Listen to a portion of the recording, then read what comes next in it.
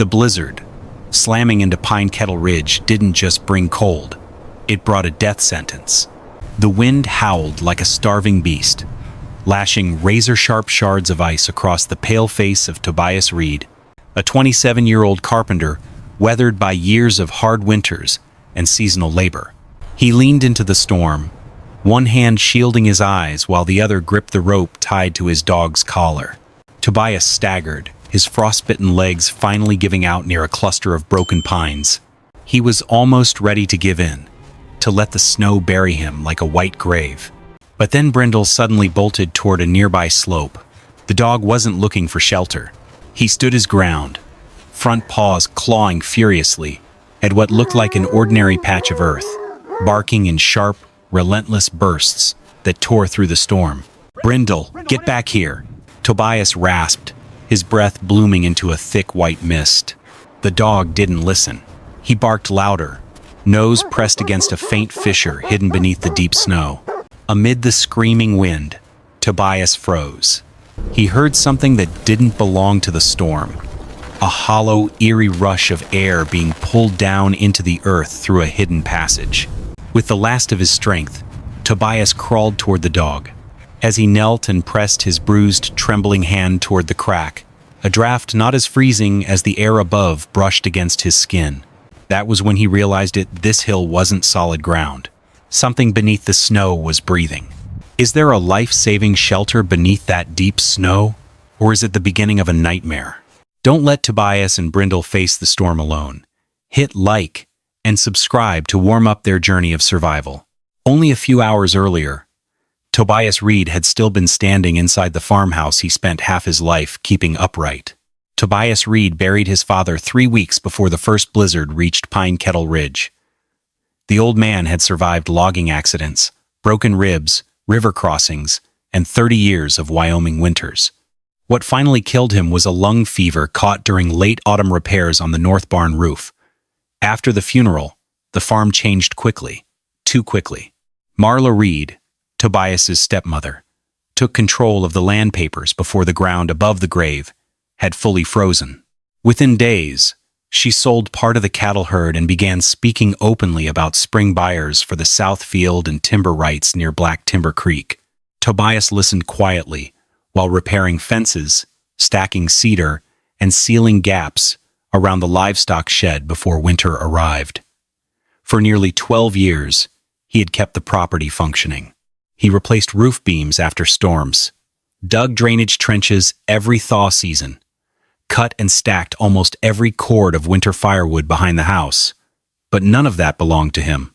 One evening, Marla finally placed the truth plainly on the kitchen table beside the signed widow's documents. "You got no claim here," she said. "Your father never put your name on anything. In hard country, ownership mattered more than memory." Marla handed him a sack of cornmeal, a few strips of salt pork, and one old wool blanket. That was his share. Brindle stood beside Tobias with the fur along his neck raised low, while snow tapped softly against the window glass. Tobias himself had repaired the winter before. An hour later, Tobias stepped off the porch into the cold. Then the bolt locked behind him. Black Hollow sat more than 14 miles south of the Reed farm. In good weather, a man with a wagon could reach it before sunset. This was not good weather. Snow thickened faster than Tobias expected. Wind rolled hard across the open fields and cut through his coat seams like cold wire. Every breath scraped his lungs on the way in. Brindle kept glancing toward the western hills instead of following the road. That bothered Tobias. Dogs noticed changes before storms fully arrived. Old trappers trusted that more than they trusted the sky. After the first mile, Tobias felt water beginning to seep through his boots. By the second, 2 of his toes had already gone numb. His pace slowed without permission from the rest of him. That was how winter usually started killing people. Not all at once. Slowly. Quietly. By taking speed first. Tobias did not panic. He knew hunger took time. Cold did not. And wet boots in mountain snow could bury a man faster than an empty stomach ever would. He stopped once and looked back toward the farm. The house was already gone behind the white curtain moving across the valley. Another half-mile passed before Brindle stopped obeying the road entirely. The old dog pulled hard against the rope and let out a low growl toward the western hills. Snow gathered thick along his back, while he strained toward a dark stretch of limestone ridge beyond the fields. Tobias tightened his grip. "Wrong way," he muttered. Brindle pulled again. Harder this time. At first Tobias thought the animal was frightened by the storm. Then he noticed something important. The wind shifted near the hills. Out across the open ground, the gusts struck clean and brutal. But near the limestone ridge, the pine growth interrupted the flow. Snow moved differently there. Lower, broken apart. Less exposed. Natural windbreak.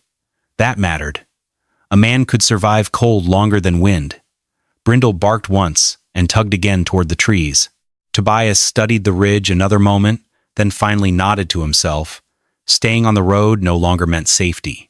It only meant dying in a straighter line. So he stepped off the last visible wagon trail and followed the dog toward the dark pines and the snow-covered hills beyond them. Climbing the ridge drained Tobias faster than he expected. Snow hid loose stone beneath every step. His legs began to feel heavy. Not sore, heavy, like iron tied below the knees. His fingers lost sensation one at a time, inside wet gloves, and even simple thoughts started arriving slower than they should. That frightened him. Cold did not always kill through pain. Sometimes it killed through comfort. Ahead stood a large pine, bent sideways by years of mountain wind. The trunk blocked enough snow to form a shallow pocket beneath the branches. Shelter. Just for a few minutes. Tobias stared at it too long. Brindle exploded into sharp barking and suddenly bit the sleeve of Tobias's coat, pulling backward hard enough to nearly twist the fabric. The dog understood first. Men who sat down in storms like this often stopped standing again. Tobias closed his eyes once, forced air into aching lungs, then pushed himself upright and kept climbing into the darkening snow. Brindle suddenly surged ahead through the drifts and disappeared behind a mound near the limestone slope. Then came the barking again. Fast, aggressive, almost desperate. Tobias forced himself uphill toward the sound while snow whipped across his face hard enough to sting. By the time he reached the dog, Brindle was already digging furiously into a patch of packed snow beside the hill. At first, Tobias saw nothing unusual.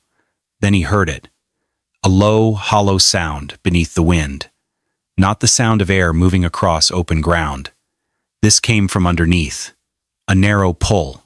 A faint rushing hiss somewhere below the drift. Tobias dropped beside the dog and clawed snow away with numb hands. A strip of black wood emerged first. Then old iron nails. Then something even stranger. A straight edge. Nature rarely made straight lines in mountain stone.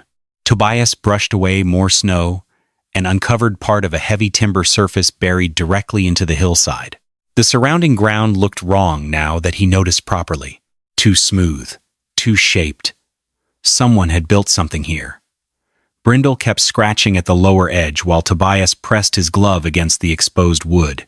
It was cold, but not as cold as the frozen rocks surrounding it. Tobias cleared more snow away until the full shape finally appeared. A door, heavy timber. Iron straps darkened with age, half buried directly into the hillside. He stared at it while wind hammered the ridge behind him. The thing could have been anything. An old root cellar. A collapsed supply cache, an animal den, even a frozen grave dug into the hill years earlier and forgotten by everyone still alive. Brindle pressed close against Tobias's leg and let out a quiet whine. The storm was worsening fast. That decided the matter. Tobias grabbed the iron handle and pulled hard. At first, nothing moved. Then the hinges groaned. The door opened several inches, and a slow breath of air drifted outward into the storm. Not warm, but dry. Still. Without wind, Tobias immediately felt the difference. He shoved the opening wider, pulled Brindle inside, and slammed the heavy door shut behind them. The roar of the blizzard vanished almost completely. Darkness swallowed the passage until Tobias struck a match with shaking fingers. The small flame revealed stone steps descending into the hill. Cedar support beams lined the narrow passageway. Packed earth walls rose on both sides, dry despite the storm raging outside. The tunnel extended deeper underground than Tobias expected, disappearing beyond the weak orange glow of the match. Brindle moved ahead first, but the dog did not growl, did not hesitate. That mattered. Animals sensed danger faster than men buried it beneath reason. Tobias followed carefully down the steps, while the smell of dry earth and old wood slowly replaced the smell of snow and wind. Then the tunnel widened suddenly into a chamber far larger than any storm shelter had a right to be. The chamber beneath the hill looked less like a hiding place and more like preparation made solid. Shelves covered the walls from floor to ceiling. Thick, wooden shelves, hand-built and reinforced against weight. Every row held food. Glass jars filled with preserved beans and carrots. Strips of salt pork hanging from iron hooks overhead. Barrels of rye sealed with waxed cloth. Potatoes packed carefully in ash to slow freezing. Dried apples tied in bundles near the ceiling beams. Navy beans stored inside heavy canvas sacks, coated against moisture. Nothing had been thrown here in panic. Everything had been measured, placed, protected. At the center of the chamber stood a small cast-iron stove connected to a stovepipe that disappeared into the stone above. Behind it rose a thick limestone wall, darkened slightly by years of stored heat. Beside the stove sat neatly stacked cedar firewood covered beneath oil-treated canvas, dry wood. That alone nearly stunned Tobias. Outside, half the valley would already be fighting damp timber before winter fully arrived. Brindle crossed the room slowly, sniffed once near the stove, then lowered himself onto the packed earth floor with a tired groan. The dog had stopped trembling. Tobias moved deeper into the chamber with the caution of a man entering a church abandoned by time. The shelter smelled faintly of dry soil, old smoke, cedar oil, and preserved food. Human smells, built smells. Someone had fought winter here before, and fought it seriously. Tobias picked up one sealed jar and turned it slowly near the weak matchlight. No frost inside, no spoilage, no cracked glass. Then he looked back across the shelves again, and finally understood the scale of what stood beneath the hill. This was not a temporary refuge. Whoever built this place had prepared to survive an entire winter underground if necessary. Tobias forced himself to think in order. Shelter first, fire second, emotion later. That was how men stayed alive once winter cornered them. He knelt beside the cast-iron stove and inspected it carefully before touching the wood pile. Old ash still rested inside the firebox. Dry ash, good sign. He checked the stovepipe connection next, then looked upward toward the dark ceiling where the exhaust shaft disappeared into the hill. No obvious collapse, no heavy moisture, still usable. Beside the stove sat split cedar kindling stacked beneath oil canvas, protected from dampness with almost obsessive care. Tobias fed a few pieces into the stove, struck a match, and waited. The fire caught quickly. For a moment, everything worked perfectly. Smoke pulled upward through the pipe exactly the way it should. Then, the draft suddenly failed. A thick wave of smoke rolled back into the chamber ceiling and spread across the room in dark layers. Brindle jumped to his feet immediately and growled toward the upper shaft. Tobias reacted fast. Not panic. Movement. He grabbed the lantern, climbed onto a storage crate, and held the light upward near the ceiling vent. Snowmelt dripped slowly from one side of the shaft opening. Blocked airflow. Partially sealed by drifting snow outside. Tobias found an iron rod hanging near the wall and shoved it upward into the narrow vent passage. Ice cracked loose somewhere overhead. Snow shifted. Cold air suddenly rushed downward through the intake, with enough force to flicker the lantern flame sideways. Then the stove changed sound. The draft caught again. Smoke pulled hard into the pipe and vanished upward where it belonged. A few minutes later, Steady heat began spreading slowly across the packed earth floor and limestone wall behind the stove. Not dramatic warmth, not comfort, but the kind of controlled heat built by someone who understood exactly how winter killed careless men. Only after the fire settled into a steady burn did Tobias finally remove his boots. Steam rose slowly from the soaked leather as he set them near the stove. His feet ached hard enough to pulse beneath the skin, while warmth gradually returned to his toes in sharp, painful waves. Across the chamber, Brindle had already curled himself against the limestone wall behind the stove. The dog was asleep within minutes, breathing slowly for the first time since leaving the farm. Tobias opened one of the sealed jars from the shelf. Navy beans, then a hard piece of rye bread, and a strip of smoked salt pork. Simple food, ordinary food. But winter changed the value of ordinary things. Only people who had come close to freezing understood how precious unfrozen food could become. Tobias ate slowly while studying the shelter around him. No frost lined the walls. No dampness gathered near the ceiling. The air remained dry despite the storm above them, and even the packed earth floor felt stable beneath his boots instead of frozen solid. That mattered. Large heat could fade quickly. Stable heat lasted. Whoever built this place understood the difference. Tobias looked once more toward the shelves of preserved food and finally allowed himself a thought he had avoided since the storm began. He might actually survive the night beneath this hill. Tobias woke to silence. Not empty silence. Protected silence. The kind that only existed when several feet of earth, stone, and packed snow stood between a man and the storm, trying to bury him alive. For a few moments, he simply lay there listening. No wind pushing through cracks, no loose boards rattling, no ice forming along walls, only the faint ticking sound of cooling iron from the stove. That alone told him something important. The shelter had held heat through the night. Tobias pushed himself upright and checked the chamber carefully before adding more wood to the fire. A thin layer of ice floated across the water bucket near the wall, but the bucket itself had not frozen solid. The potatoes stored in ash remained firm instead of rock hard. Even the old coals beneath the stove grate still carried trapped warmth. Slow warmth, steady warmth. That was the secret. Air changed fast. Earth did not. Cabins standing above ground fought winter from every direction at once. Wind struck their walls all night long.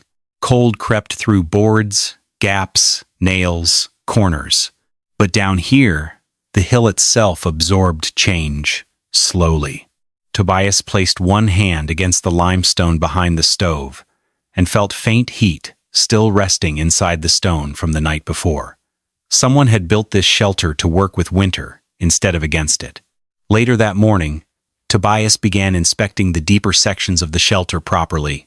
The farther he moved into the hill, the more deliberate the entire structure became. Nothing underground had been built carelessly. A narrow drainage trench ran along the lower edge of the rear storage chamber to carry moisture away before it could collect beneath the floor.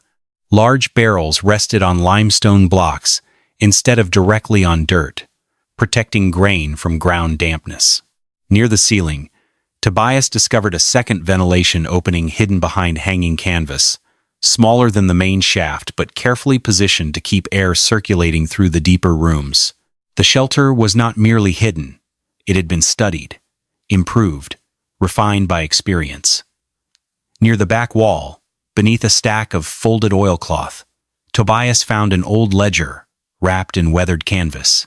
The cover read only one name: Silas Bracken. Tobias sat near the stove and carefully opened it. Most of the pages contained practical records written in thick carpenter's pencil. Wood burned per day. Outside temperatures. Snow depth measurements. Notes on which foods lasted longest underground and which spoiled fastest once condensation formed. There were sketches, too. Airflow directions, vent placement, draft corrections. Not the work of an inventor chasing cleverness. The work of a man trying not to freeze again. Tobias turned another page, slowly, and stopped reading for a moment. One line had been pressed harder into the paper than the others. Cabins lose heat because winter touches every wall. The deeper Tobias read into the ledger, the clearer Silas Bracken became. Not a miner. Not a hermit. A freight station keeper from the northern passes above Pine Kettle Ridge during the winter of 1873, the season later remembered by survivors as the Blue Starve Winter. Silas wrote about it plainly. That made the pages worse. No dramatic language, no self-pity, only facts. Storage sheds above ground turned damp after repeated freeze-thaw cycles. Flour sacks absorbed moisture and hardened into useless blocks. Salt pork froze solid, then spoiled once warmer air returned briefly through the cabins. Wind pushed through wall seams every night, no matter how much moss or cloth men stuffed between the boards. And always the cold. Constant. Patient. Silas lost his younger brother that winter after a supply run failed to return through the passes. 2 draft horses froze standing in harness. By February, most of the men keeping the station alive had either abandoned it or died, trying to reach lower ground. One entry stopped Tobias completely. Built walls higher, lost heat faster. After that winter, Silas stopped trying to fight the mountains above ground. He started digging downward instead. The shelter beneath the hill had not been built for comfort. It had been built to reduce exposure. Fewer walls for wind to touch. Less roof for snow to crush. More earth holding steady against sudden cold. The final lines on the page were darker than the rest, as if written under heavier pressure. The earth keeps what it covers better than men do. Tobias sat quietly beside the stove for a long time after reading that sentence, while the storm continued moving across the world above him. 2 days passed before Tobias opened the shelter door again. Even then, he only cracked it several inches at first. Wind immediately slammed snow through the opening hard enough to scatter loose powder across the tunnel floor. The storm outside had grown worse, not weaker. Tobias forced the door wider and climbed halfway up the buried entrance. The world beyond the hill had disappeared. Fence lines were gone beneath drifting snow. Pine trees stood as vague, dark shapes inside the whiteout before vanishing entirely a few yards farther out. Wind swept across the ridge in long horizontal blasts that looked more like sandstorms than snowfall. No wagon could travel through this. No rider either. A man caught outside without shelter would not survive long enough to see morning. Tobias shut the door quickly and descended back underground while snow still hissed against the timber above him. The difference struck him harder this time. Below the hill, the chamber remained dry. The stove still held stable heat. The cedar wood burned clean, and the food stores remained unfrozen. Nothing down there reacted quickly. That was the advantage. Surface cabins fought every change in weather the moment it arrived. Wind hit their walls instantly. Cold entered immediately. Heat escaped constantly. But underground, the earth slowed everything. Cold moved slower. Moisture moved slower. Loss moved slower. Tobias stood for a moment beside the closed shelter door and looked back toward the warm chamber, glowing deeper inside the hill. Then he finally understood something with complete clarity. Without this place, the mountain would have killed him the very first night. By the 4th day underground, Tobias noticed the shelter changing, only slightly at first. A thin bead of moisture gathered along one ceiling beam near the rear storage alcove. Later that evening, Brindle lifted his head from beside the stove and stared toward the same corner while a single drop of water tapped softly onto the dirt floor. Tobias checked the grain barrels immediately. 2 of the canvas sacks felt colder than before. Dampness had started creeping into the outer layer of one rye bag. Not much, but enough. He remembered a line from Silas Bracken's ledger almost at once. Warmth without airflow rots a shelter from inside. That was the danger men missed underground. Too much cold killed quickly. Too much trapped warmth killed slowly. Tobias spent the next several hours correcting the problem before it spread further. He reopened part of the drainage trench along the rear wall, where packed dirt had started collapsing inward. He shifted the grain barrels farther from the warm stone behind the stove. That night, he allowed the fire to burn lower instead of feeding it constantly. Then he climbed onto the storage crates again and widened the lower intake shaft several more inches with the iron rod. Cold air immediately moved differently through the chamber. Not stronger, cleaner. The shelter breathed again. By morning, the condensation along the ceiling beam had disappeared completely. The grain sacks remained dry, the walls stayed clear of frost, and the air inside the chamber no longer felt heavy with trapped heat. The place still worked, but only because someone living inside it understood why it worked. The knocking came late on the fifth night. Weak, uneven. At first, Tobias thought the storm was throwing loose branches against the buried door. Then the sound came again. 3 slow impacts beneath the wind overhead. Brindle was already awake.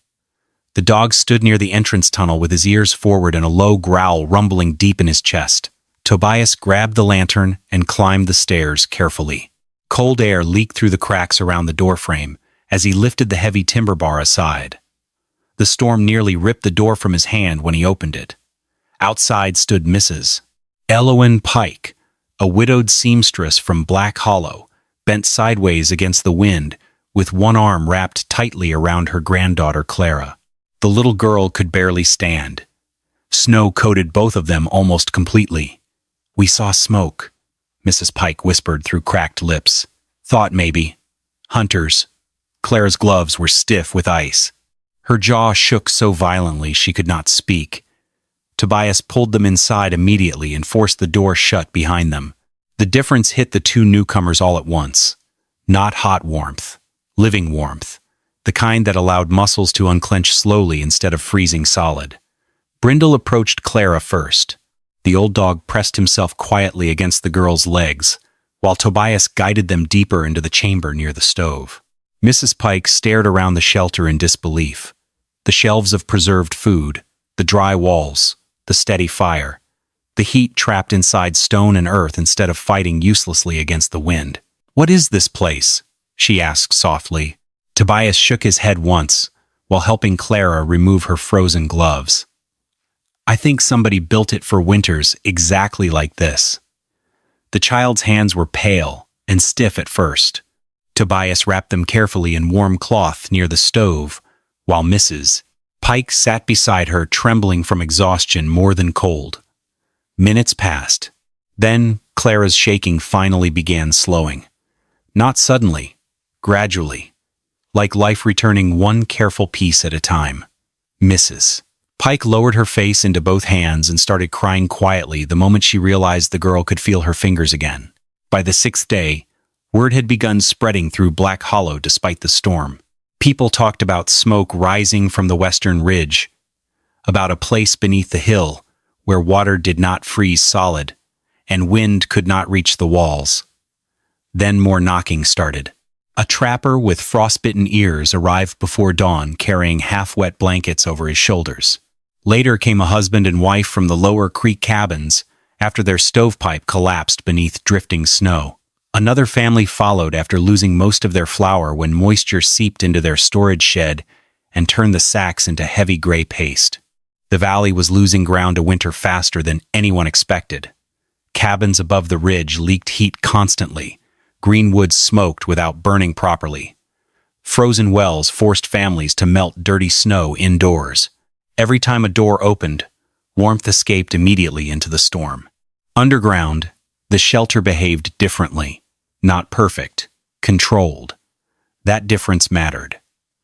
Tobias understood quickly that survival down there depended on discipline more than luck. Panic could ruin the place as easily as cold. So he organized everything. Sleeping areas were separated along the outer walls where body heat stayed more stable through the night. Wet coats were kept near the entrance tunnel instead of the food shelves. The stove fire was fed in smaller intervals instead of massive burns that overheated the chamber and created condensation. Every morning Tobias inspected the ventilation shafts himself. Every evening he checked the drainage trench. Cedar wood was stacked by dryness, not size. The driest pieces stayed closest to the stove, while the newer wood remained farther back near the cooler walls. Food was rationed evenly no matter who arrived with supplies and who arrived empty-handed. Nothing underground happened by accident anymore. And slowly, people began noticing the difference between this place and the world above it. Lantern light reflected warmly off packed earth walls instead of frost. Breath no longer turned white inside the chamber. Even the sound of the storm felt distant now, muted beneath stone and snow. One older ranch hand stood beside the limestone wall, late one night with both palms pressed against the stone behind the stove. He shook his head once, in disbelief. "It's warmer down here than my own house."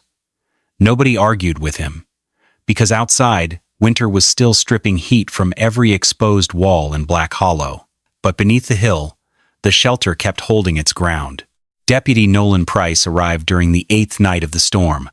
The man looked older than Tobias remembered. Snow coated his hat and shoulders in thick layers, and one side of his coat hung torn, where the wind had ripped a cabin shutter loose and thrown it across his porch. Behind him stood 2 exhausted horses with ice frozen into their manes. Nolan had spent most of the week riding between cabins across Black Hollow, trying to keep people alive. Now, even his own place was failing.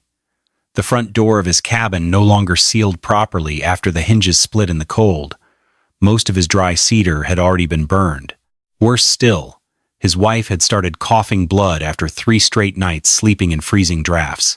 When Tobias opened the shelter door, Nolan stared at the buried entrance with open disbelief. "So this is the place everybody's talking about," he muttered. "A hole dug into a hill," Tobias answered calmly.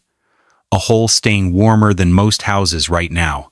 Nolan gave a tired snort and stepped inside.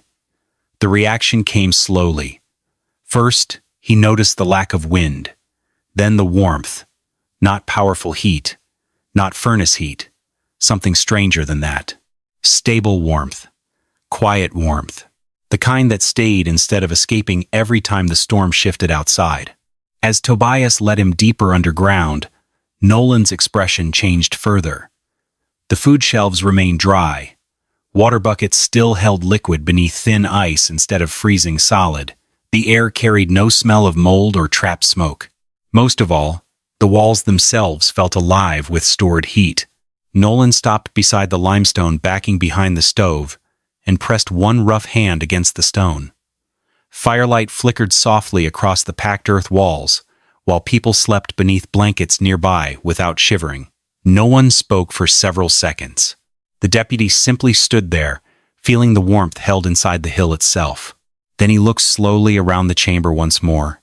The ventilation shafts, the dry cedar, the protected storage, the reduced space needing heat. The old logic of the place revealed itself piece by piece.